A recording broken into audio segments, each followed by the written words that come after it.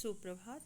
Class 7th Hindi Subodh का आज हम लोग 19वां पाठ ब्रज का रसखान प्रेम इस कविता का अध्ययन करेंगे।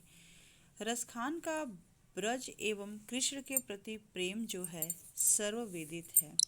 यहाँ संकलित सवये में उनका इन दोनों के प्रति उत्कट प्रेम अभिव्यक्त हुआ है। वे ब्रज भूमि में निवास करने एवं कृष्ण से संबंधित वस्तुओं पर अपना सब कुछ न्यौछावर करने को तैयार हैं। अब देखिए, मानुष्य हो तो वही रस खाना, ब्रसो ब्रज गोकुल गाँव के ग्वारन।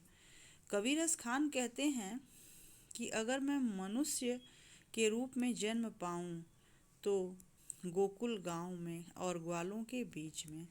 पशु हो तो कहाँ बसो मेरो, चरो नित नंद की धेनु मझारन। और अगर पशु के रूप में मेरा जन्म हो तो मैं नंद की गायों के बीच में ही चरा करूं। पाहन हो तो वही गिरी को, जो धरयो कर छत्र पुरंदर धारण। अगर पत्थर बनूं तो मैं उसी पर्वत का पत्थर बनूं जिसको भगवान कृष्ण ने अपने कानी अंगुली पे धारण किया था।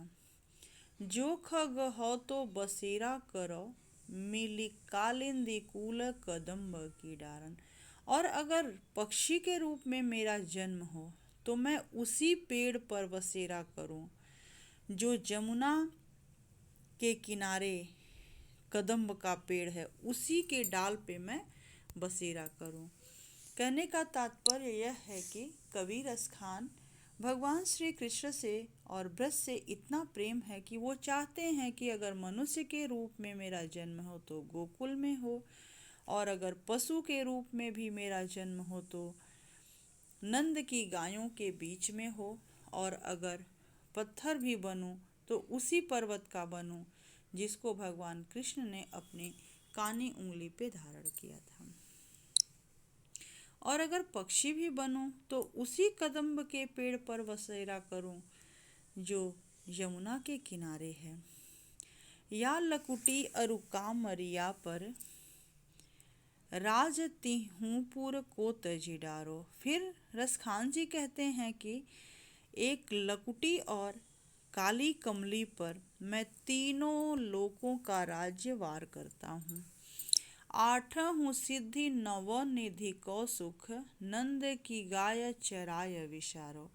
और आठों सिद्धि, 8 सिद्धियाँ और 9 निधियों का सुख मैं नंद की गायों को चराने के लिए अगर मिले तो मैं भूल जाऊं। रस खान कबहु इन आखिन सो, ब्रज के बन बाग तड़ाग निहारो।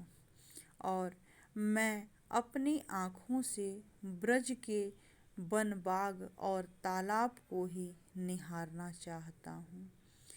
कोटि कहू कल धौत के धाम, करील के कुंजन ऊपर बारो। और करोड़ों का जो राजभवन है उसका सुख भी मैं भूल करके अगर ब्रज में मुझे रहना रहे तो करेले के पेड़ पर भी मुझे अच्छा है। यानी कि महलों का सुख भी मैं अगर ब्रज में करेले के पेड़ पे भी रहना पड़े तो मैं छोड़ दूं। यानी कि रसखान का ब्रज के प्रति इतना प्रेम है कि वो किसी भी रूप में, पशु पक्षी मनुष्य, किसी भी रूप में, पत्थर के रूप में, अगर किसी भी रूप में वो जन्म पाना चाहते हैं तो बस ब्रज में और भगवान कृष्ण के सामीप्य में ही रहना चाहते हैं। धन्यवाद।